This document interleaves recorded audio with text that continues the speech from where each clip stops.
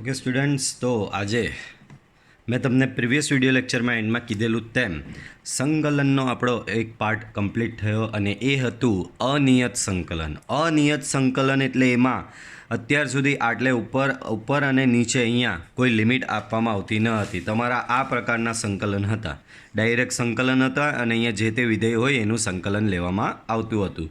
પણ અહીંયા નીચે અને ઉપર અહીંયા કોઈ કિંમત આપવામાં આવતી ન હતી. બટ તમે ફિઝિક્સ સબ્જેક્ટમાં ને એમાં જોતા હશો કે સંકલનમાં આ રીતે લિમિટ આવતી હોય છે, બરાબર. તો એ લિમિટવાળા જે સંકલન જે છે તેને કહેવામાં આવે છે નિયત સંકલન, બરાબર. અત્યાર સુધી જે પાઠ હતો તે અનિયત સંકલનનો હતો, એ કમ્પ્લીટ કરી દીધો આપણે. હવે આવશે નિયત સંકલન, બરાબર. હવે નિયત સંકલન એટલે એટલું કંઈ ખાસ નવું નહીં. સંકલનના કોઈ સૂત્રમાં ફેરફાર થશે નહીં. તમે જે 74 ઇક્વેશન રોજ લખો છો એવરી ડે, એ જ 74 ઇક્વેશન આમાં આવવાના છે, બરાબર.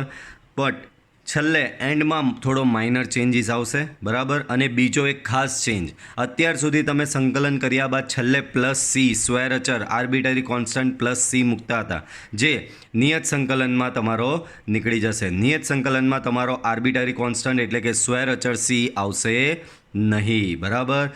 નિયત સંકલનમાં તમારો સ્ક્વેર અચળ આવશે નહીં, બરાબર. ચાલો, તો નિયત સંકલન એટલે કેવું હશે તો જુઓ આવું.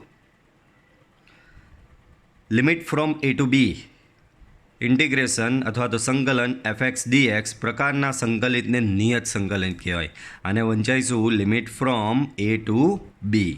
Limit from a to b સંકલન fx dx. પાછું limit from a to b સંકલન fx dx પ્રકારના સંકલિત જે છે એને નિયત સંકલિત કહેવામાં આવે છે, ડિફાઇનાઇટ ઇન્ટિગ્રલ. ઓકે, ચાલો. તો હવે આમાં એક સિમ્બોલનો આપણે મતલબ સમજીશું, ધ્યાન આપજો. જેમ કે આપણે બોલ્યા limit from a to b, બરાબર. a ટુ b બોલીએ છીએ, ઉપરથી નીચે નહીં જતા, નીચેથી ઉપર જઈએ છીએ, બરાબર. Limit from a to b, તો એમાં જે નીચે આ એ જે છે એને કહેવાય છે અધઃ સીમા બિંદુ. અધઃ સીમા બિંદુને બીજી રીતે બીજું નામ છે લોઅર લિમિટ. આપણે આ જ બોલવાનું છે, ગુજરાતી વર્ડ વાપરવાનો નથી. આને જે એ જે છે તેને કહેવાય છે ગુજરાતીમાં અધઃ સીમા બિંદુ, ઇંગ્લિશમાં કહેવાય એને લોઅર લિમિટ. અને ઉપર આ જે બી છે એટલે કે ઉપરની સાઈડની જે લિમિટ છે એને કહેવાય છે ઉર્ધ્વ સીમા બિંદુ, ઇંગ્લિશમાં એને કહેવાશે અપર લિમિટ. ઓકે, તો પાછું લિમિટ ફ્રોમ a ટુ બીમાં a એટલે તમારી લોઅર લિમિટ, બી એટલે તમારી upper limit. F of X એટલે કે જે વિધેયનું સંકલન કરવાનું હશે તે એને કહેવાય છે સંકલ્ય, બરાબર. અને ડીએક્સ શું સૂચવે છે તો કે એક્સની સાપેક્ષે સંકલન કરવાનું છે એવું સૂચવશે, બરાબર.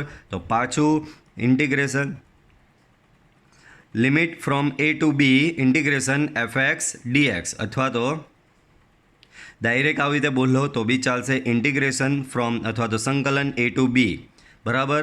જે રીતે બોલવું હોય તે રીતે ચાલશે. આપણે આવી રીતે limit from a to B સંકલન F X DX, limit from a to B સંકલન એફ એક્સ ડીએક્સ, બરાબર. A lower limit, B upper limit, DX એટલે કે એ શું સૂચવે છે કે એક્સની સાપેક્ષે સંકલન કરવાનું છે એમ ને. એફ ઓફ એક્સ એટલે શું, જે વિધેયનું સંકલન કરવાનું છે તે વિધેય. હવે સંકલન જે આ નિયત સંકલન જે છે એ વસ્તુ જે છે તે તમને પહેલાં હવે સ્ટાર્ટિંગની પહેલી એક્સરસાઇઝમાં તમને થોડું ટફ પડશે. કેમ તો કે એને વ્યાખ્યાની રીતે કરવાનું છે આપણે. સંકલન ડાયરેક્ટ અત્યાર સુધી કેવું અનિયત સંકલનમાં કે ભાઈ સંકલન કંઈ બી આવે, જેમ કે સંકલન સાઇન એક્સ, તો સંકલન સાઇન એક્સ એટલે તમને બધાને ખબર માઇનસ કોસ એક્સ, બરાબર. સંકલન કોસ એક્સ તો બધાને ખબર એનું સંકલન થાય છે સાઇન એક્સ, બરાબર. સંકલન એક્સ સ્ક્વેર તો એનું બધાને ખબર છે કે x³/3, બરાબર. તો સંકલનના જે તમારા પ્રમાણિત સૂત્ર જે તમે રોજ એવરીડે લખો છો 74 ઇક્વેશન, એમાંથી જ કોઈ ઇક્વેશનમાંથી આપણે સંકલન કરી દેતા હતા. એ હતી આપણી સૂત્રની રીત, બરાબર. કે આવું સંકલનનું સૂત્ર, આનું સંકલન આમ થાય ને તમે દાખલો ગણી શકો છો. બટ એ સંકલન થિયરિટિકલી બી તમારે પ્રૂવ કરવાનું હોય છે, બરાબર. થિયરિટિકલી બી એનું સંકલન શોધી શકાય છે. જેમ કે સાઇન એક્સનું તમે હમણાં જ કીધું, સાઇન એક્સનું સંકલન શું થાય, હમણાં જ તમે આપણી વાત થઈ કે જસ્ટ અ મિનિટ. હા, તો સાઇન એક્સનું સંકલન હમણાં જ વાત થઈ કે સંકલન sine X dx equal to minus cos X. Okay, so આ ડાયરેક્ટ તમે લખી દો છો દાખલામાં, આ વસ્તુ ડાયરેક્ટ તમે ઇક્વેટ કરી દો છો. આ તમારી સૂત્રની રીત થઈ. પણ ઘણી વખત દાખલામાં તમારે આ મૂકવું હોય સંકલન સાઇન એક્સ ડીએક્સ, ઘણી વખત દાખલામાં તમારે આ ગણવું હોય, બરાબર, તો આ ડાયરેક્ટ તમે મૂકી જ દો છો માઇનસ કોસ એક્સ. પણ આ શોધવાની થિયોરિટિકલ મેથડ પણ છે. સાઇન એક્સનો જવાબ માઇનસ કોસ એક્સ, આ તો તમને કહી દીધું સંકલન સાઇન એક્સ બરાબર માઇનસ કોસ એક્સ. તમને પૂછું ક્યાંથી આવ્યું તો નહીં ખબર સર, એ તો તમે એમ જ કહેશો સૂત્રના લિસ્ટમાં છે જ કે સાઇન એક્સનું સંકલન માઇનસ કોસ એક્સ થાય છે, એ સૂત્રના લિસ્ટમાં આપેલું છે એટલે અમે કોસ એક્સ લખીએ. પણ ક્યાંથી આવ્યું તો ક્યાંથી આવ્યું એનો જવાબ એની થિયોરિટિકલ મેથડમાં હોય છે, બરાબર. તો આ નિયત સંકલનમાં સ્ટાર્ટિંગમાં આપણે એ જ કરવાનું છે. ડાયરેક્ટ સંકલનના જે આ બધા સૂત્ર છે કે સાઇન એક્સનું સંકલન કોસ એક્સનું સંકલન થાય છે સાઇન એક્સ, બરાબર, એક્સની એન ઘાતનું સંકલન તે કે એક્સની ઘાત પ્લસ 1 છેદમાં ઘાત પ્લસ 1 આ રીતનું થાય છે, બરાબર. ઈ રેસ ટુ એક્સ છે તો એનું સંકલન ઈ રેસ ટુ એક્સ થાય છે. તો હું તમને એમ સવાલ કરું કે ભાઈ આ બધું આવ્યું ક્યાંથી, તો તમે એમ જવાબ નહીં આપી શકો. સૂત્રનું લિસ્ટ છે એમાંથી અમે લખીએ છીએ, પણ કશેથી તો આની સાબિતી હશે ને કે ભાઈ એક્સની એન ઘાતનું સંકલન એક્સની N plus 1 by N plus 1 છે, તો કશે તો એની સાબિતી હશે ને કે આવી રીતે આવે છે. તો એ રીત આપણે હવે કરીશું. આમાં એક જ સ્વાધ્યાય પૂરતી છે, એ બી તમને કહી દઉં. તો આપણે થિયરિટિકલ મેથડથી હવે અત્યારે સંકલન કરવાનું રહેશે. નિયત સંકલન પહેલાં થિયરિટિકલ મેથડથી કરવાનું રહેશે અને એ મેથડનું નામ છે સરવાળાના લક્ષ તરીકે નિયત સંકલન. સરવાળાના લક્ષ તરીકે નિયત સંકલન, એને શું કહેવાય? સરવાળાના લક્ષ તરીકે નિયત સંકલન. હવે તો એ થશે કઈ રીતે? તો કે બે સૂત્ર છે એના, ધ્યાન આપજો, બંનેમાં બહુ માઇનર ચેન્જ છે. જુઓ, પહેલું limit from A to B સંકલન F X dx equal to, તો આ સંકલનની વ્યાખ્યા જે છે, જે તમને કહું છું ને થિયરિટિકલ મેથડથી તમારે વિધેય એફનું સંકલન શોધવાનું છે, તો એ થિયરિટિકલ મેથડનું સૂત્ર છે આ. તો limit from A to B F X DX બરાબર limit h tends to 0, limit h tends to 0 h into sigma i equal to 1 to n, i equal to 1 to n f of a plus IH. તો આ તમારી વ્યાખ્યા થઈ. તમારો સંકલનનો દાખલો આવું આપે તો એને આ રીતે ગણવાનો રહેશે. Limit h tends to 0 h into sigma i equal to 1 to n f of a plus IH. હવે અહીંયા તમને સમજાવું કે કેમ એને સરવાળાના લક્ષ તરીકે કહેવામાં આવે છે. તો બધાને ખબર, સિગ્મા મીન્સ સરવાળો, એડિશન જ કરવાનું. સિગ્માનો મતલબ શું? અહીંયા જેટલા પદ હોય એનો સરવાળો, બરાબર. આ આઈની કિંમત અહીંયા 1 મૂકવાની, પછી એ જે પદ આવે તે એમાં આઈની કિંમત 2 મૂકો, એ ઉમેરતા જાઓ, આઈની કિંમત 3 મૂકો, એ ઉમેરો, આઈની 4 મૂકો, એ ઉમેરો, બરાબર. તો આ પ્રમાણે બધાનો સરવાળો કહેવાય, બરાબર. અને એ સરવાળાનું લક્ષ એટલે કે લિમિટ h ટેન્સ ટુ 0, બરાબર. તો સરવાળાના લક્ષને બરાબર, તો આ મેથડનું નામ શું છે? સરવાળાનું લક્ષ, બરાબર છે. હવે ખબર પડી. તો મેથેમેટિકલી બી તમને આઈડિયા આવી ગયો કે કેમ એને સરવાળાનું લક્ષ તરીકે ઓળખવામાં આવે છે. અહીંયા સરવાળો કરવામાં આવે છે અને એનું લક્ષ એટલે લિમિટ, બરાબર. તો પહેલાં સરવાળો કરવામાં આવે ને એ સરવાળાનું લક્ષ એટલે કે લિમિટ લેવામાં આવે છે, બરાબર. હવે બીજું ઇક્વેશન જુઓ. તો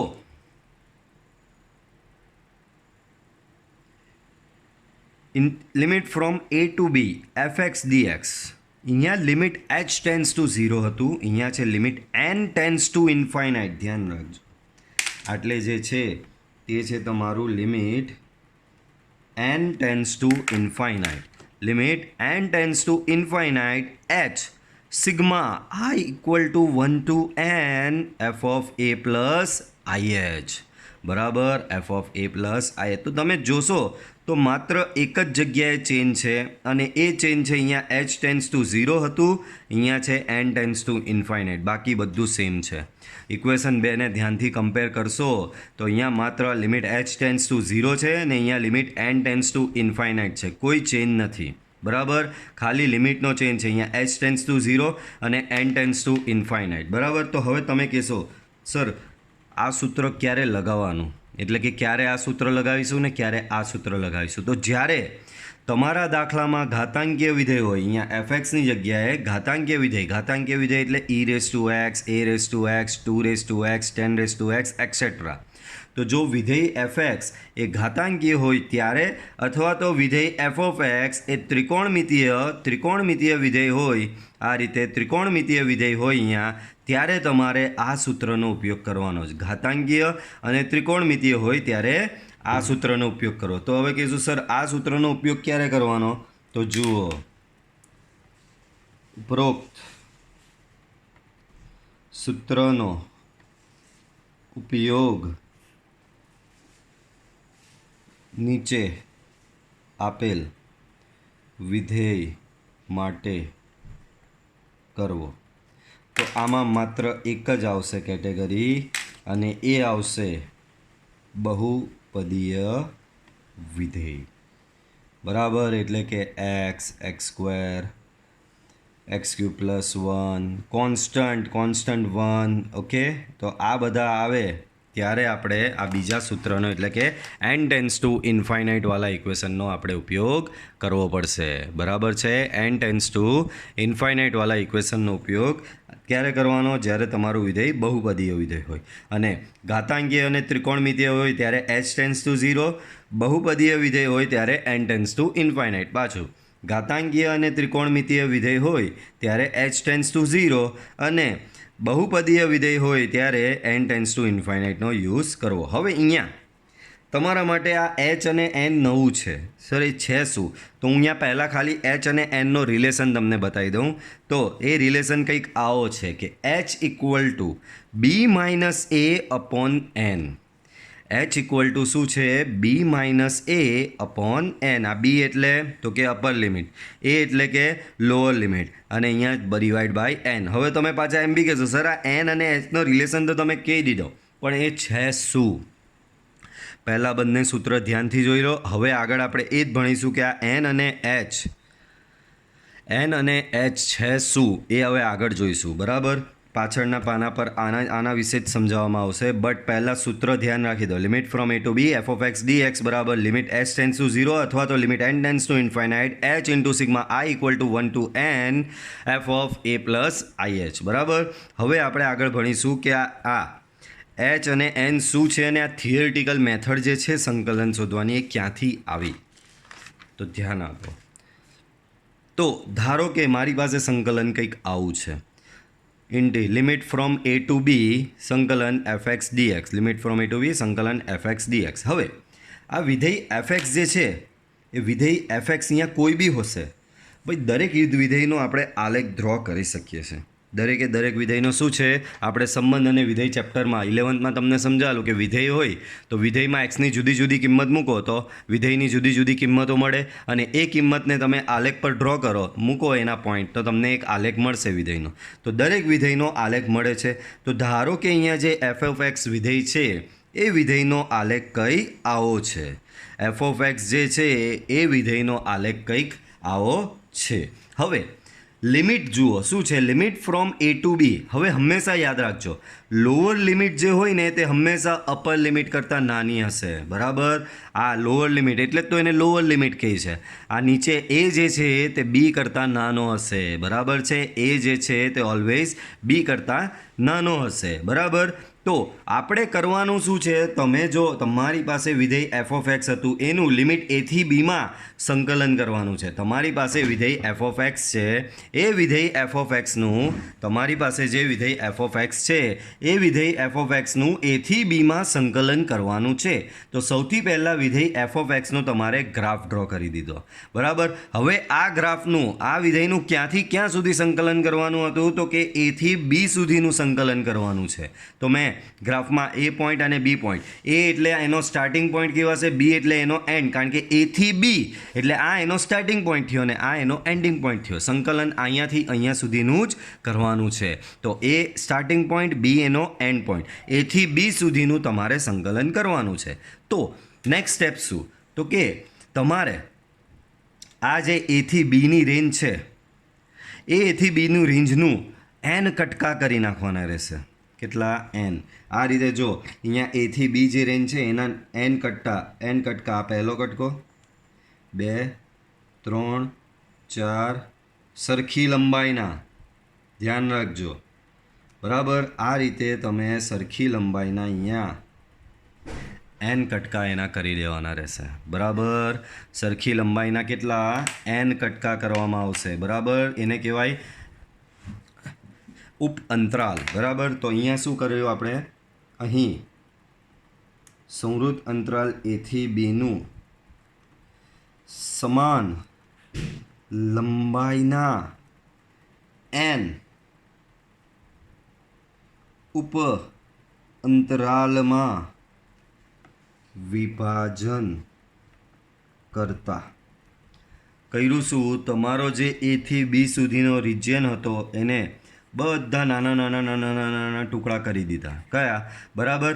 અને અહીંયા આ જે પ્રત્યેક ટુકડો છે, જેમ કે આ ટુકડો થયો, બધા ટુકડાની લંબાઈ સેમ હશે. તો આ જે પ્રત્યેક ટુકડો જે છે એની લંબાઈ થશે h. અને કુલ કેટલા ટુકડા થશે? તો કુલ ટુકડા તમારા થશે n. તો હવે n અને h અહીંયા શું છે ખબર પડી? તમારો જે ગ્રાફ હોય એની જે લિમિટ હોય એ આખા રિજિયનને તમારે n જેટલા ટુકડા કરી નાખવાના અને એમાં પ્રત્યેક ટુકડાની લંબાઈ થશે h. એમાં પ્રત્યેક ટુકડા, દરેક ટુકડાની લંબાઈ સેમ જ રાખવાની. પ્રત્યેક ટુકડાની લંબાઈ શું થાય છે? h. બરાબર છે? વાત સમજ પડે છે? શું હતું? આપણી પાસે એક વિધેય હતું, વિધેયનો ગ્રાફ દોર્યો તો મને આવો મળ્યો. હવે કહે છે એ વિધેયનું એથી બીમાં સંકલન કરો, તો મેં આલેખ પર એ અને બી દર્શાવી દીધો, મને આટલે સુધીનો મળ્યો. હવે એથી બી સુધીનો જે રિજિયન છે એના n ટુકડા કરવાના અને પ્રત્યેક ટુકડાની લંબાઈ રાખવાની છે h. બરાબર. પ્રત્યેક ટુકડાની લંબાઈ રાખવાની h. આ બહુ સિમ્પલ વસ્તુ છે. તમારી પાસે 10 સેન્ટીમીટરની સ્કેલ છે. હું તમને એમ કહું કે આ 10 સેન્ટીમીટરની સ્કેલના તમે 5 સરખી લંબાઈના ટુકડા કરો તો પ્રત્યેક ટુકડાની લંબાઈ કેટલી થશે?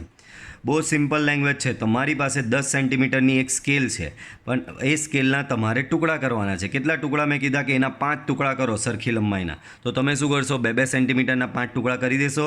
તો અહીંયા મેં કીધું કે 5 ટુકડા કરો, તો એ 5 જે ટુકડા કરવાના કીધા એ તમારા n છે.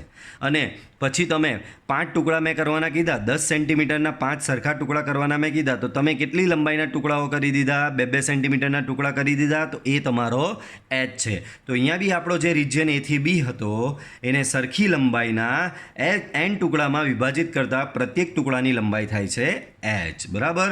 હવે આપણું આગળ વ્યાખ્યા શું હતી? સંકલન એટલે સરવાળાનું લક્ષ. સંકલન એટલે સરવાળાનું લક્ષ. બરાબર છે. તો હવે આ દેખાય આ પ્રત્યેક ટુકડો, જેમ કે આટલો ભાગ જે છે આ પહેલો ટુકડો કહેવાય એનો, બરાબર. આટલો આ ભાગ તે બીજો ટુકડો. હવે આ પ્રત્યેક ટુકડાના ક્ષેત્રફળનો અહીંયા સરવાળો કરીશું. એ સરવાળો એટલે આપણો સિગ્મા. અને એના પર લિમિટ લગાવીશું. લિમિટ આપેલી જ છે ને એથી બી સુધીની, એના પર લિમિટ લખાવીશું એટલે એ આપણું થઈ ગયું લક્ષ. એટલે એને કહેવામાં આવે છે સરવાળાનું લક્ષ. બરાબર છે? વાત સમજ પડી દરેકને? બરાબર. સરવાળાનું લક્ષ કેમ કહેવાય છે? તો આપણે અહીંયા જે ટુકડા કર્યા એ દરેક ટુકડાના ક્ષેત્રફળનો સરવાળો કરવામાં આવે છે ને એના પર લિમિટ લગાવીએ છીએ એટલે એને કહેવામાં આવે છે સરવાળાનું લક્ષ. બરાબર છે? ચાલો, તો આ નિયત સંકલનની તમારી થિયોરિટિકલ સમજૂતી થશે. આગળ વધીએ તો કેટલાક અગત્યના પરિણામો જે અગાઉ 11th સ્ટાન્ડર્ડમાં મોસ્ટ ઓફ આવી ગયા છે, અમુક તમારા માટે નવા પણ છે.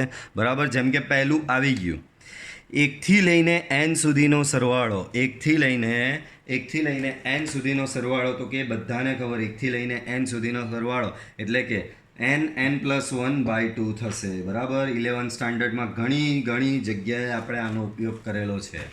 યાદ છે? 11th સ્ટાન્ડર્ડમાં ઘણી જગ્યાએ યુઝ કરેલો છે કે 1+2+3 અપ ટુ n, તો એને કહેવાય sigma i = 1 to n i. તો કે આનો આન્સર થશે n+1/2. કેવી રીતે લખવાનો? તો કે અહીંયા ઉપર જે અંક હોય એ અહીંયા લાગે. અહીંયા 10 હોય તો 10, 10+1/2.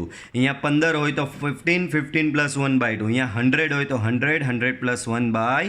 ટુ બરાબર. તો સિગ્મા આઈ થશે તમારો n+1/2 બરાબર. એ જ પ્રમાણે 1થી લઈને n સુધીના અંકોના વર્ગોનો સરવાળો કરો એટલે કે 1² + 2² + 3² અપ ટુ n². 1થી લઈને n સુધીના વર્ગોનો સરવાળો કરો 1² + 2² + 3² અપ ટુ n². એને કહેવાય સિગ્મા i બરાબર 1 to n i². તો એ સરવાળો થશે n+1 2n+1/6 n+1 2n+1/6 sigma i² શું થશે n+1 2n+1/6. ઓકે. દેન એ જ પ્રમાણે 1થી લઈને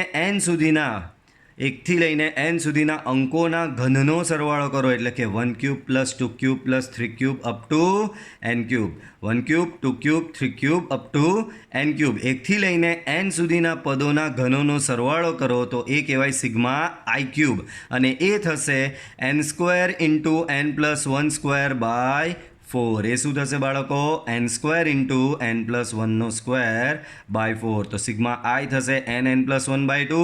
સિગ્મા i² થશે nn+1 2n+1/6. સિગ્મા i³ થશે n² n+1²/4 બરાબર છે n² n+1²/4. અને ચોથું જુઓ a + ar + ar² up to ar⁻n−1 બરાબર છે a + ar + ar² + ar⁻n−1. બાળકો આ સમગુણોત્તર આપણી શ્રેણી છે તો સમગુણોત્તર શ્રેણીના પદોનો સરવાળાનું સૂત્ર ત્યારે આપણે ભણેલા જ હતા a × r⁻n−1/r−1 બરાબર છે. તો આ સમગુણોત્તર શ્રેણીનું સૂત્ર ભણેલા હતા આપણે. ત્યાર પછી આપણે સૂત્ર હવે તમારા માટે નવા છે બરાબર. આ બધી સાદી શ્રેણીઓ હતી તમારી કે ભાઈ 1થી લઈને n સુધીના અંકોનો સરવાળો, 1થી લઈને n સુધીના અંકોના વર્ગોનો સરવાળો, 1થી લઈને n સુધીના અંકોના ઘનોનો સરવાળો બરાબર. તો એ બધા આપણા બેઝિક થયા. આ સમગુણોત્તર શ્રેણીના દરેક પદોનો સરવાળો. હવે પાંચમું જુઓ, ઘણી વખત આ રીતે સાઇનનો સરવાળો કરવાનો કીધો હશે જેમ કે sin a + h, sin a + 2h, sin a + 3h, sin a + nh. તો sin a + h થી sin a + nh સુધીના પદોનો સરવાળો, sin a + h થી sin a + nh સુધીના પદોનો સરવાળો તો એ થશે જે રીતે 1થી લઈને n પદોનો સરવાળો nn+1/2, 1થી લઈને n સુધીના પદોના વર્ગોનો સરવાળો nn+1 2n+1/6 થાય. એ જ પ્રમાણે sin a + h થી લઈને sin a + nh પદ સુધીના પદોનો સરવાળો તમારો થશે cos a + h/2 - cos a + nh + h/2 upon 2 sin h/2. શું થશે બાળકો upon 2 sin h/2. એ જ પ્રમાણે જે રીતે સાઇનનો સરવાળો એ જ પ્રમાણે કોસનો બી સરવાળો આવશે. cos a + h, cos a + 2h, cos a + 3h up to cos a + nh સુધીનો સરવાળો તો એ થશે sn બરાબર sin. જુઓ સાઇનનો સરવાળો હતો એમાં જુઓ આવ્યું કોસ આવ્યું અને કોસનો સરવાળો છે એમાં સાઇન આવશે બરાબર. સાઇનની અંદર શું તો કે અહીંયા જે હતું તે અહીંયા અને અહીંયા જે હતું તે અહીંયા. જુઓ આ અને આ સમાન છે, આ અને આ સમાન છે, ઉલટાઈ દેવાનું છે. યાદ ખબર પડે છે. સાઇનનો સરવાળો આપેલો હોય તો જવાબમાં કોસ આવશે અને કોસનો સરવાળો આપેલો છે તો જવાબમાં સાઇન આવશે. અમુક કહેશે સર છેદમાં અહીંયા તમે કીધું સાઇનનો સરવાળો તો કોસ આવશે, છેદમાં તો સાઇન છે. ભાઈ છેદમાં અહીંયા બી 2 sin h/2 રહેશે, છેદમાં અહીંયા પણ 2 sin h/2 જ રહેશે, એમાં કોઈ ચેન્જ આવશે નહીં. અહીંયા પણ 2 sin h/2, અહીંયા પણ 2 sin h/2. તો યાદ રાખો sin a + h થી sin a + nh નો સરવાળો cos સ્વરૂપે આવશે અને cos a + h થી cos a + nh નો સરવાળો આવશે sin સ્વરૂપે. એ સરવાળો શેના સ્વરૂપે આવશે બાળકો? sin સ્વરૂપે આવશે. અહીંયા બી છેદમાં 2 sin h/2 જ રહેશે, અહીંયા પણ છેદમાં તમારું 2 sin h/2 જ રહેશે. પડે છે સમજ બાળકો? ચાલો આગળ વધીએ તો હવે ચાલો limit h tends to 0 a⁻⁻1/h. આ વસ્તુ લિમિટવાળા ચેપ્ટરમાં આપણે ભણી ગયેલા 11th સ્ટાન્ડર્ડમાં. Limit h tends to 0 a⁻⁻1/h. આનો નિયમ એ છે કે અહીંયા ઘાતમાં જે હોય તે અહીંયા નીચે હોવું જોઈએ, ખાસ યાદ રાખજો. અહીંયા પછી કંઈક બીજું હોય તો અહીંયા બીજું એ પ્રમાણે, મતલબમાં આ અને આ સરખા હોવા જોઈએ, તો આનો જવાબ થશે log a બેઝ e. અહીંયા જે પડેલો હોય એ લખવાનો લોગમાં, log a બેઝ e. એ જ પ્રમાણે limit h tends to 0 e raise to h minus 1/h, એટલે કે અહીંયા અને અહીંયા આમાં બીજો સરખું છે, તો આનો જવાબ જે રીતે આનો જવાબ log a બેઝ e થયો, આનો જવાબ થાય log e બેઝ e, પણ e બેઝ e થાય 1. અહીંયા ને અહીંયા સરખું હોય, આ e અને આ e, અહીંયાનો અંક સરખો હોય તો જવાબ થાય છે 1, જે લોગના નિયમમાં આપણે ભણેલા હતા. તો આ કેટલાક અગત્યની નોટ્સ છે જે તમને દાખલામાં બહુ જ ફ્રિકવન્ટલી યુઝ કરવાની આવશે. ઓકે, તો ચાલો એકાદો દાખલો લઈ લઈએ. બરાબર, તો તમને સમજ પડે કે આ મેથડ શું છે, શું કહેવા માંગી રહી છે. બરાબર, તો જુઓ શું આપેલું છે. સરવાળાના લક્ષ તરીકે આ સંકલન મેળવો. સરવાળાના લક્ષ તરીકે આ બી બહુ ટફ દાખલો લઈ લીધો છે, આપણે થોડો સહેલો બનાવીને લઈએ. જુઓ, ધ્યાન આપો, સેલ્ફ પ્રેક્ટિસનો આપણો દાખલો લેવો.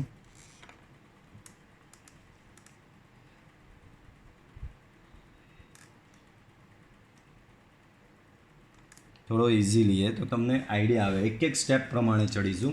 તો કે એક દાખલો લઈએ. સરવાળાના લક્ષ તરીકે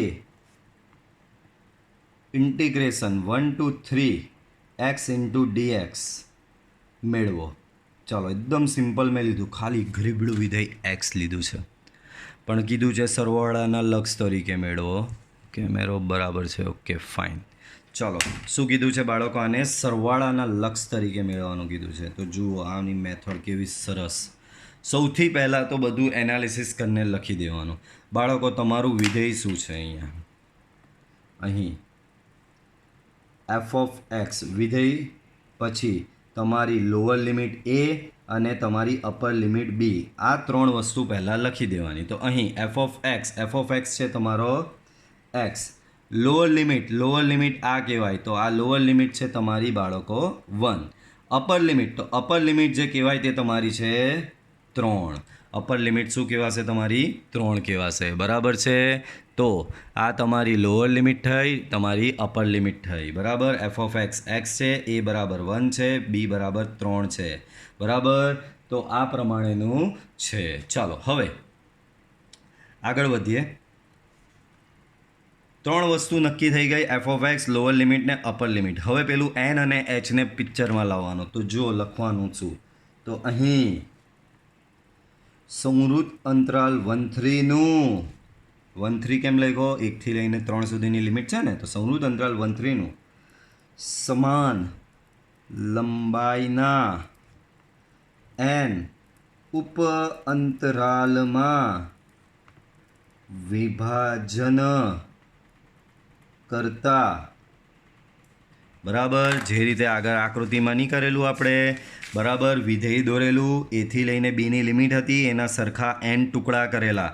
હવે અહીંયા આપણી એથી બીની લિમિટ હતી, એની જગ્યાએ અહીંયા છે આપણી 1 થી 3ની લિમિટ. તો 1 થી 3નું સમાન લંબાઈના n ટુકડામાં વિભાજન કરતા. એને ટુકડા એટલે મેથેમેટિક્સની લેંગ્વેજમાં એને ઉપઅંતરાલ કહેવાય. તો 1 થી લઈને 3નું સમાન લંબાઈના n ઉપઅંતરાલમાં વિભાજન કરતા. તો અહીંયા n ટુકડાના કરી દીધા, તો પ્રત્યેક ટુકડાની લંબાઈ કેટલી થશે? તો મેં પેલું સ્કેલવાળું એક્ઝામ્પલ આપ્યું, 10 સેમીની સ્કેલના 5 સરખા ટુકડા કરો તો 2-2 સેન્ટીમીટરના 5 ટુકડા થશે. એ જ પ્રમાણે 1 થી લઈને 3ના તમે અહીંયા n ટુકડા કર્યા, તો પ્રત્યેક ટુકડાની લંબાઈ થશે. યાદ રાખો, આપણે આગળ સૂત્રમાં બી આવેલું, hનું ઇક્વેશન શું થાય? પ્રત્યેક ટુકડાની લંબાઈનું ઇક્વેશન થાય h બરાબર b minus a upon n થાય. તો h બરાબર થશે b minus a upon n. પણ તમારી પાસે b અને એની કિંમત છે. b છે તમારો 3, a છે તમારો 1 ડિવાઈડ બાય n. તો આનો જવાબ આવશે 2/n. આનો જવાબ શું આવશે બાળકો? 2/n. તો આ h શું કહેવાય? પ્રત્યેક ટુકડાની લંબાઈ. અને n શું કહેવાય? તો કે કેટલા ટુકડા કરવામાં આવ્યા તે. તો આપણે n ટુકડા કરેલા અને પ્રત્યેક ટુકડાની લંબાઈ થશે બાળકો h થશે. n ટુકડા કર્યા અને પ્રત્યેક ટુકડાની લંબાઈ અહીંયા થશે h. બરાબર, હવે આપણું જે વિધેય જે છે તે બહુપદીય વિધેય છે. તો મેં સમજાવેલું બહુપદીય વિધેય હોય ત્યારે n ટેન્સ ટુ ઇન્ફાઇનાઇટ વાળું સૂત્ર મૂકવાનું છે. બરાબર, n ટેન્સ ટુ ઇન્ફાઇનાઇટ વાળું સૂત્ર મૂકવાનું છે. હવે તમે સૂત્રને ધ્યાનથી જોશો તો તમને અહીંયા એક એફ ઓફ એ પ્લસ આઈએચની જરૂર પડવાની છે.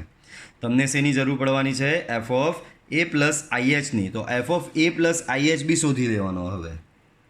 હવે F of A plus IH એની કિંમત છે તમારી પાસે. ક્યાં છે? એની કિંમત આ રી 1 છે. આઈ એચની કિંમત નહીં મૂકવાની, એચ એમનો એમ જ રાખવાનો. હવે એફ ઓફ 1 પ્લસ આઈએચ એટલે શોધવાનો છે. પણ એફ ઓફ એક્સ શું છે? તો એફ ઓફ એક્સ બરાબર એક્સ છે. એનો મતલબ અહીંયા જે બેઠેલો છે તે જ અહીંયા મૂકવાનો છે. તો અહીંયા એફ ઓફ 1 પ્લસ એચ છે. એફ ઓફ એક્સ બરાબર એક્સ થાય તો એફ ઓફ 1 પ્લસ આઈએચ બરાબર બી શું થશે? F of 1 plus IH. અહીંયા એક્સ છે તો અહીંયા એક્સ જ મૂક્યો. અહીંયા 1 પ્લસ આઈએચ છે તો જવાબ બી લખવાનો 1 પ્લસ આઈએચ. બરાબર છે. ચાલો હવે તમારું સૂત્ર લગાવી દઈશું આપણે. બરાબર, ચાલો તો હવે બધી વસ્તુ આવી ગઈ છે.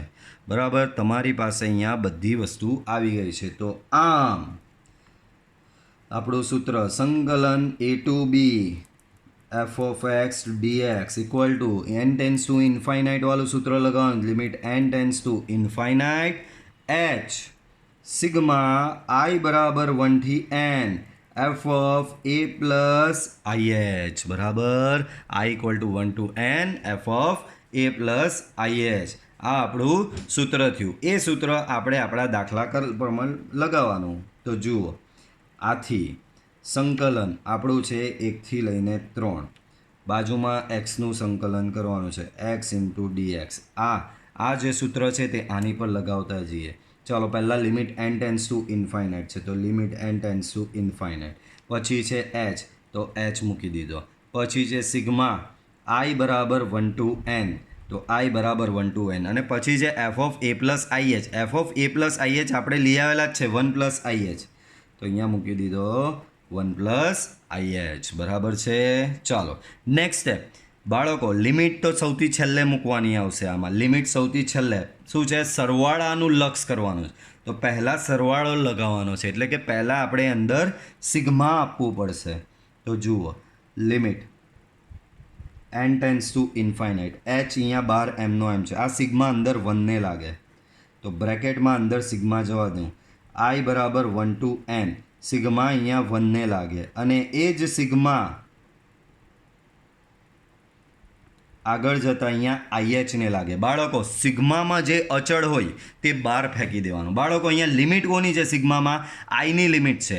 તો આઈની લિમિટ છે તો અહીંયા અંદર સિગ્માની અંદર આઈ જ રાખવાનો. એચ એના માટે અચળ છે તો એચ સિગ્માની બહાર.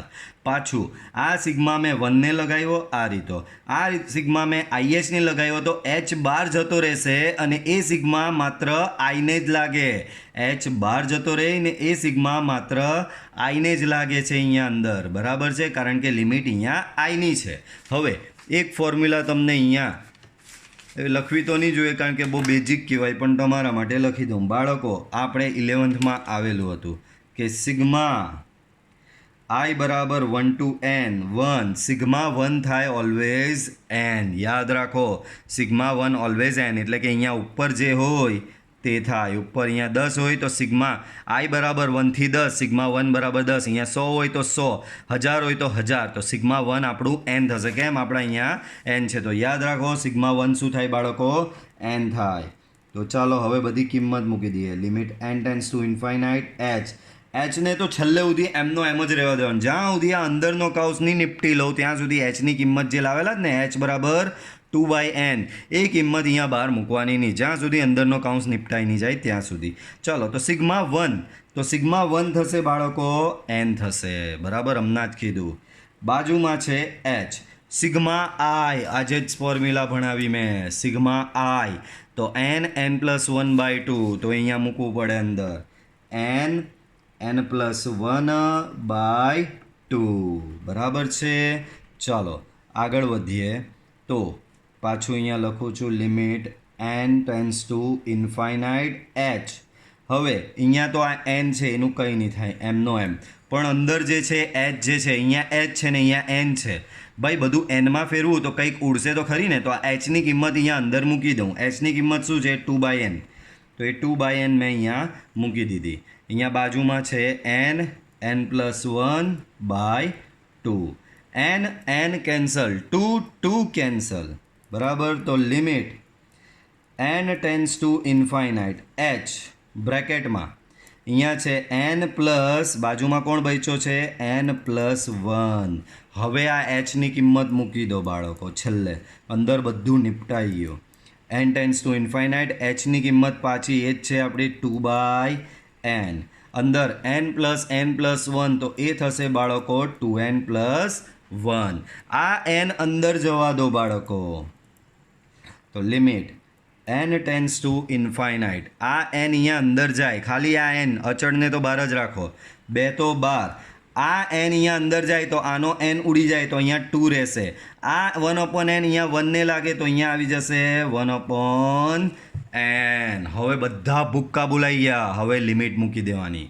Limit n tends to infinity મૂકી દો. જ્યાં જ્યાં n દેખાય ત્યાં શું મૂકવાનું? ઇન્ફાઇનાઇટ. તો અહીંયા થશે 1/ઇન્ફાઇનાઇટ ને 1/ઇન્ફાઇનાઇટ શું થાય બાળકો? 0 થાય, બરાબર. તો જવાબ આવ્યો તમારો 4. હવે આ તમારી આખી આ સૂત્રની રીતની મેથડ થઈ, અરે સોરી થિયરીની રીતે તમે સંકલન શોધ્યું, એટલે કે સરવાળાના લક્ષ તરીકે, એટલે કે વ્યાખ્યાની રીતે, બરાબર. એને એ રીતે બી કહેવાય છે કે વ્યાખ્યાની રીતે તમે સંકલન શોધ્યું. હવે આ જ દાખલો જો આપણે સૂત્રની રીતે કરીએ, આ વસ્તુ ભાઈ MCQમાં જ યુઝ કરજો, બરાબર. એક્ઝામમાં તમને એમ કહે છે કે ભાઈ સરવાળાના લક્ષ તરીકે જ શોધો, તો તમારે આ જ મેથડ કરવાની છે સૂત્રની રીતે. એટલે આપણે અનિયત સંકલન હમણાં જે ભણીને આવ્યા ને એ જ રીતે જો કેવો સરળ થઈ જાય. આવો અમથો આટલો ચીમડાઈ જશે, ગરીબડો થઈ જશે આખો દાખલો અમથો. જો કેવો લાંબો હતો ને. જો હવે એના ભૂકા બોલાવી દઈએ. સંકલન 1 થી 3 fx × dx, બરાબર. હવે તમને બધાને ખબર કે એક્સનું સંકલન તો સર x²/2 થઈ જ જાય ને. તો એક્સનું સંકલન અહીંયા કરવાનું આ રીતે x²/2. પણ આટલું લખીને છોડી નહીં દેવાનું, કારણ કે આ નિયત છે, લિમિટ છે. તો અહીંયા કૌંસની બહાર અહીંયા લિમિટ લખવાની. અને મેં કીધું તેમ નિયત સંકલન છે એટલે સ્વેર અચળ c લખવાનો આવશે નહીં. સ્વેર અચળ c નહીં લખવાનો. સર હવે આનું શું? તમારો જવાબ તો અહીંયા 4 આવ્યો. આ તો કંઈ આવું આવ્યું છે. કાં છે સાહેબ 4? 4 તો મને દેખાતું નહીં મળે, બરાબર. 4 આવ્યો, કંઈક મિસ્ટેક કશે લાગી રહી છે, એવી સ્ટ્રોંગ ફિલિંગ આવી રહી છે. જોઈ લઈએ, ચાલો કંઈ વાંધો નહીં. કંઈક રહી તો નહીં ગયું ને કશે? ચાલો જોયું જશે. હવે અહીંયા ધ્યાન આપો. હવે આને સોલ્વ કેવી રીતે કરવાનો? તો કે આને સોલ્વ કરવામાં દેખાય આ અપર લિમિટ ને આ તમારી લોઅર લિમિટ. તો આને સોલ્વ કરવાનો upper limit minus lower limit, upper limit minus lower limit. એટલે પહેલાં આ અંદર જે બેઠો છે એમાં 3 મૂકવાનો. તો અંદર જે બેઠો એમાં 3 મૂકો, તો 3 અહીંયા મૂકો તો 3/2 9/2. શું કર્યું બાળકો? આ ઉપરની જે લિમિટ છે તે પહેલાં અંદર જે બેઠો છે એમાં મૂકી. તો ઉપરની લિમિટ આમાં મૂકી તો 9/2 થશે. પછી માઇનસ કરીને લોઅર લિમિટ મૂકવાની, એટલે કે 1 મૂકવાનો. તો 1 આમાં મૂકો તો અહીંયા એક્સની જગ્યાએ 1 મૂકો એટલે 1/2 એટલે કે થશે 1/2, બરાબર. ચાલો આનો લસા અહીંયા આપી દો. તો 9 - 1/2 વચ્ચે માઇનસ મૂકજો, ધ્યાન રાખજો. Upper limit minus lower limit, બરાબર. અપર આમાં મૂકવાનું, માઇનસ લોઅર આમાં મૂકવાનું, એટલે આવું થશે. તો અહીંયા 9 - 1/2 એટલે થશે 8/2, એટલે જવાબ 4 આવી ગયો. આનો જવાબ બી 4, આનો જવાબ પણ 4, બરાબર. જોયું? તો આ આપણી સૂત્રની રીતે યાદ રાખજો. પહેલાં જે આપેલું હોય એનું સંકલન કરવાનું, પછી એમાં શું કરવાનું બાળકો? લિમિટ મૂકી દેવાની. પહેલાં અપર લિમિટ મૂકવાની, અંદર જે કોઈ બેઠું હોય એમાં અપર લિમિટ મૂકવાની, માઇનસ જે કોઈ બેઠું હોય એમાં લોઅર લિમિટ મૂકવાની, એટલે તમારો જવાબ આવશે 4. તો જો આનો જવાબ બી 4, આનો જવાબ પણ 4 આવશે. પડી સમજ બાળકો? તો આ રીતે તમે ગણી શકો છો. ઓકે, તો આ થયું આપણું સરવાળાના લક્ષ તરીકે સંકલન. બરાબર છે બાળકો, આ મેથડ ધ્યાનથી જોજો. હું તમને અહીંયા એક બે પ્રેક્ટિસ એક્ઝામ્પલ આપું છું જે તમારે ગણીને આપવાના રહેશે. જેમ કે પહેલો આપી રહ્યું છું સંકલન 1 to 2 x + 1 * dx. બંને રીતે કરજો. આ સરવાળાના લક્ષ તરીકે બી કરજો, સૂત્રની રીતે બી કરજો. બીજો આપી રહ્યો છું 1 to 3 2x - 1 dx. આ બે દાખલા તમે પ્રેક્ટિસમાં કરજો. સરવાળાના લક્ષ તરીકે બી કરવાનું, સૂત્રની રીતે બી કરવાનું. બરાબર. હવે કીધું સર જવાબ તો આપો. અલા ભાઈ, સૂત્રની રીતે તમે ગણશો, એનો જે જવાબ આવે તે અને આનો જે જવાબ આવે તે બંને મેચ થઈ જાય. ડેટ મીન્સ તમારો આન્સર એકદમ કરેક્ટ છે. ઓકે, તો બાળકો નેક્સ્ટ વિડીયો લેક્ચરથી આપણે ટેક્સ્ટ બુકના દાખલાઓ જોઈશું. આ વિડીયો લેક્ચરમાં આપણે અહીં સુધી રાખીએ છીએ. બરાબર, મળીશું પાછા આપણે બાળકો નેક્સ્ટ વિડીયો લેક્ચરમાં. વિડીયોને લાઇક કરવાનું ભૂલતા નહીં. Okay, C you in next lecture.